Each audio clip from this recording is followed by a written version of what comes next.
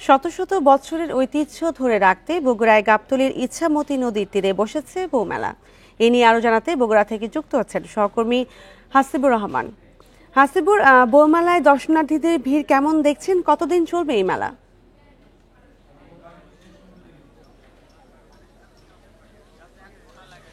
এটি মূলত একদিনের মেলা। আপনি জানেন যে প্রায় 400 বছরের পুরনো যে মাছের মেলা হিসাবে পরিচিত এখন যে মেলাটি, সেটির ঐতিহ্য একরকম এবং সেটি মাঘ মাসের শেষ বুধবার হয়।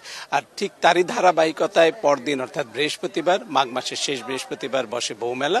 এবং এই বৌমেলায় আজকে আমি কিছুক্ষণ আগে এসেছি, তখন থেকে দেখতে পাচ্ছি যে বিপুল সংখ্যক নারীরা এই মেলাকে কেন্দ্র করে দোকানপাটগুলোতে আসছে এবং তারা কেনাকাটা শুরু করেছে। আমি কিছুক্ষণ আগে একজন নারীর সঙ্গে কথা বলেছি, তিনি তার ছেলের পক্ষে নাতি নাতনিদেরকে নিয়ে এসেছেন এই বৌমেলায় এবং তিনি নিজেও তার শ্বশুরবাড়ি সেখানে এসে এই মেলায় ঢুকেছেন। এবং তার কাছ থেকে আমার কাছে যেটি মনে হলো যে এটি তাদের যে এক ধরনের ঐতিহ্য এবং আনন্দের বিষয়, সেটি শুধু তার মধ্যেই সীমাবদ্ধ নেই, এটি আত্মীয় স্বজনদের মধ্যে একেবারে ছড়িয়ে ছিটিয়ে গেছে। আর আপনি জানেন যে গাবতলীকে কেন্দ্র করে এই মেলায় যেখানটা রয়েছে মহিষাবান, এই মেলাকে কেন্দ্র করে আশেপাশের এলাকার এমন কোনো আত্মীয় স্বজন নাই যাদের বাড়িতে জামাই অথবা বউ আসেনি অথবা স্বজনদের কেউ আসেনি।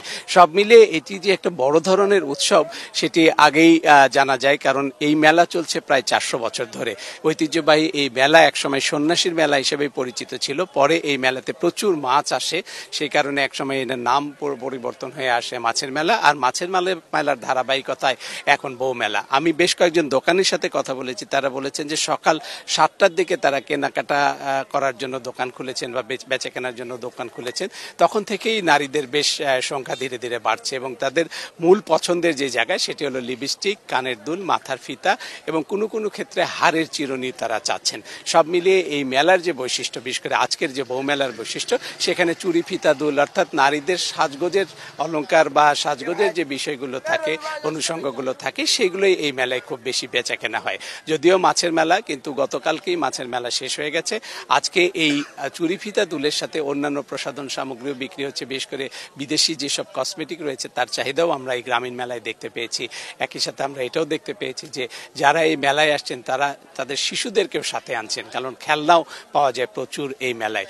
আমি যে নারীর কথা বলছিলাম, যিনি ঢাকা থেকে এসছেন, তিনি তার 4 জন নাতিকে নিয়ে এসছেন তাদের খেলনা কিনে দেওয়ার জন্য। আর আমি তার কাছে প্রশ্ন করেছিলাম যে তিনি নিজেই মেলা থেকে কিছু কিনবেন কিনা। মুচকি হেসে বলেছেন সেরকম শখ তার আছে, একটু চুরি ফিতা কিনতে চান। শত বছরের বৌমেলা নিয়ে জানাচ্ছিলেন সহকর্মী হাসিবুর রহমান।